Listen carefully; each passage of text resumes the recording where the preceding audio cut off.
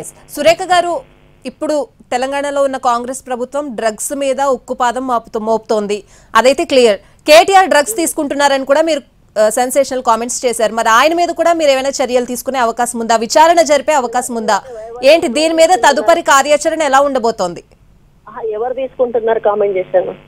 కేటీఆర్ కూడా డ్రగ్స్ అలవాటు చేస్తున్నారు, హీరోయిన్స్ కు మత్తు మందు హీరోయిన్స్ కి మత్తు మందు అలవాటు చేసిందే కేటీఆర్ అని కూడా మీరు అన్నారు. సో దాని మీద విచారణ చేస్తారా? కాంగ్రెస్ పార్టీ ఒక ఛాలెంజ్ విసిరింది, కేటీఆర్ డ్రగ్స్ తీసుకుంటున్నావు, నువ్వు డ్రగ్స్ తీసుకున్నట్టయితే నువ్వు పలానా చోటికి రా, టెస్ట్ చేసుకున్నావు, నేను చేసుకుంటా, మీరు చేసుకున్నావు అని మా కాంగ్రెస్ నాయకులు ఛాలెంజ్ చేసిండ్రు. ఆయన అప్పుడు రాలేదు. ఆయన అప్పుడు వచ్చి టెస్ట్ చేసుకొని ఉంటే అప్పుడు ఆయనను మేము నిజంగానే తీసుకుంటలేడు, అట్లా నెగిటివ్ వచ్చి ఉంటే అని చెప్పి మేము నమ్మేవాళ్ళము. ఆ రోజు రాలేదు. కొన్ని నెలల తర్వాతనో సంవత్సరం తర్వాతనో ఎప్పుడో ఆయన మొత్తం ఆయన బాడీలోంచి డ్రగ్స్ అన్ని క్లియర్ అయినాయా లేదా అని టెస్టులు చేపించుకున్నాక అప్పుడు డ్రగ్స్ అనేటివి బాడీలో లేనప్పుడు అప్పుడు ఇప్పుడు రాండి అబ్బా నేను ఛాలెంజ్ చేస్తా, నా దగ్గర డ్రగ్స్ ఉన్నాయో చూద్దు రాండి అని ఛాలెంజ్ చేస్తాడు. అంత తెలియదకు లేనటువంటి వాళ్ళలాగా కనిపిస్తున్నాం ఆ కేటీఆర్ కి. మేము ఛాలెంజ్ చేసినప్పుడు వచ్చుంటే నిన్ను నమ్మేవాళ్ళము. మొత్తం తర్వాత వచ్చి నువ్వు ఛాలెంజ్ నువ్వు చేయమన్నప్పుడు చేస్తే అది ఎట్లా ఛాలెంజ్ అవుతుంది? మేము చేయమన్నప్పుడు నువ్వు చేయించుకుంటే అది ఛాలెంజ్ అవుతుంది. కానీ అప్పుడు జరిగింది వాస్తవమే. అది తర్వాత కంటిన్యూ కొంత ఎట్లయినా కూడా బాడీ నుంచి డ్రగ్స్ అనేది పోవడానికి కొంత టైం పట్టుద్ది కదా. ఆ టైం తీసుకున్నాడు. ఆ టైం తీసుకున్నాక రండి నన్ను చెక్ చేయద్దు రండి అంటాడు. మాకున్న ఇన్ఫర్మేషన్ ప్రకారం ఆయన కట్టింగ్ కూడా ఈవెన్ సింగపూర్ లోనే చేసుకునేవాడు, ఇక్కడ చేసుకునేవాడు కాదు అనేది మాకున్నటువంటి ఇన్ఫర్మేషన్. అంటే ఆయన వెంట్రుక దొరికినా కూడా ఆయన ఆనవాళ్ళు దొరికితే డ్రగ్స్ అనేవాళ్ళు అని చెప్పేసి ఇట్లా చెప్పుకుంటూ పోతే చాలా ఉంటాయండి. ఇప్పుడు మేము కదిలి వద్దని ఊరుకున్నాం, కదిలిచ్చాడు, అది ఆయనకే మంచిది కాదు. ఇప్పటికైనా స్టాప్ చేస్తే మంచిది. అనవసరంగా మళ్ళీ ఏదో ఒకటి మా మీద రిమార్క్ చేశాడు అనుకోండి, మళ్ళీ పార్టీ నుంచి కానీ మేము మా తరఫు నుంచి కానీ మేము మళ్ళీ రియాక్ట్ అవ్వాల్సి వస్తుంది. అటువంటి పరిస్థితి తెచ్చుకోదే. మాకు సంబంధం లేదు అన్నప్పుడు వాళ్ళ పేర్లు ఎందుకు నువ్వు బయటపడతలేవు, ఆ మనుషులను ఎందుకు నువ్వు బయటికి తీసుకొస్తలేవు, వాళ్ళ ట్విట్టర్ అకౌంట్ల ద్వారా నువ్వెందుకు వాళ్ళని అప్పచెప్పట్లేదు? లేకపోతే పోయి ఒక సైబర్ క్రైమ్ పోలీస్ స్టేషన్ లో ఈ ట్విట్టర్ అకౌంట్లు మా వాళ్ళు ఎవరో వాడుకుంటున్నారు మా పేరు మీద, వాళ్ళందరినీ తీసుకొచ్చి అరెస్ట్ చేసి యాక్షన్ తీసుకోమని నువ్వు ఎందుకు ఇస్తలేవు? సైబర్ క్రైమ్ లో నువ్వు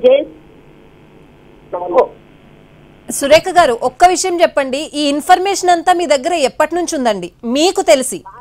మీకెప్పుడు తెలిసింది? చాలా రోజుల నుంచి తెలుసండి. మాకు చెప్పే అవసరం రాలేదు, చెప్పాల్సిన అవసరం వస్తుందని కూడా నేను అనుకోలేదు. కానీ ఈ మహానుభావుడు కేటీఆర్ గారు చేయబట్టి ఈ రోజు బయట పెట్టాల్సిన అవసరం వచ్చింది.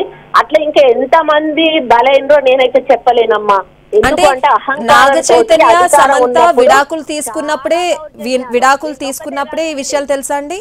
ఈయనొక్కడే కాదండి, ఈయన ఎమ్మెల్యేలు ఎంపీలు అందరూ కూడా ఇటువంటి కథలు పడ్డ వాళ్ళే.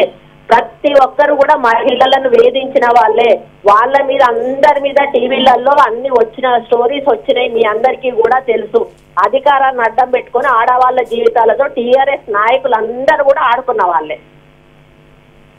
సో తదుపరి కార్యాచరణ ఏ విధంగా ఉండే అవకాశం ఉంది సురేఖ గారు? నుంచి వచ్చేదాన్ని బట్టి మా రియాక్షన్ ఉంటది. వాళ్ళు నోరు మూసుకొని ఉంటే మేము నోరు మూసుకొని ఉంటాం, వాళ్ళు ఏమన్నా మాట్లాడుతుంటే మేము మాట్లాడతాం. ఇది మీరు పర్సనల్ గా చేసిన కామెంట్స్ ఏనా సురేఖ గారు? నా పర్సనల్ ఏనండి, దీనికి ఎవరికి సంబంధం లేదు, పార్టీకి సంబంధం లేదు, ప్రభుత్వానికి సంబంధం లేదు. సో బీఆర్ఎస్ నేతలందరూ కూడా ఇట్లానే ఆడవాళ్లతో ఆడుకున్నారని ఇప్పుడు మాటల సందర్భంలో మీరు అన్నారు, అంటే ఆడవాళ్ల జీవితాలతో ఆడుకున్నారు అని అంటున్నారు. సో దీని మీద ఏం మాట్లాడతారు? మీరు వెనక్కి యూట్యూబ్ లో కొట్టుకుంటే మీకే కనపడతాయి కదండి. ఏ ఎమ్మెల్యే లీలలు నడిపిండు, ఎవరెవరిని ఇబ్బంది పెట్టిండు, ఎవరెవరు ఎలక్షన్లు అప్పుడు చాలా మంది పేర్లు బయటకు వచ్చినాయి. బై ఎలక్షన్స్ లో తిరిగినప్పుడు హుజూరాబాద్ లో కొంతమంది పేర్లు వచ్చినాయి. ఇట్లా చాలా మంది పేర్లు వచ్చినాయి, చాలా మంది వచ్చినాయి. ఇప్పుడు నిన్నగాక మొన్న కూడా ఎవరో ఒకరి పేరు వచ్చినట్టున్నది. అవన్నీ కూడా అధికారంలో ఉన్నప్పుడు ఇంకెక్కువగా జరిగినాయి అని మాత్రం నేను 100% నేను చెప్పగలుగుతా. ఎప్పుడైనా ఎవరైనా వచ్చి మాట్లాడిన సందర్భాలు ఉన్నాయా అండి, ఇలా ఇబ్బంది పడుతున్నాం అని చెప్పి మీ దృష్టికి వచ్చినవి, పర్సనల్ గా మీ దగ్గరకు వచ్చి మాట్లాడిన ఉన్నాయా? లేదండి, అంటే మాకు ఇప్పుడు నేను చెప్పాను లేండి, కానీ అది నేను ఒకటే మీ వేదిక మీద నుంచి విజ్ఞప్తి చేస్తా ఉన్నా.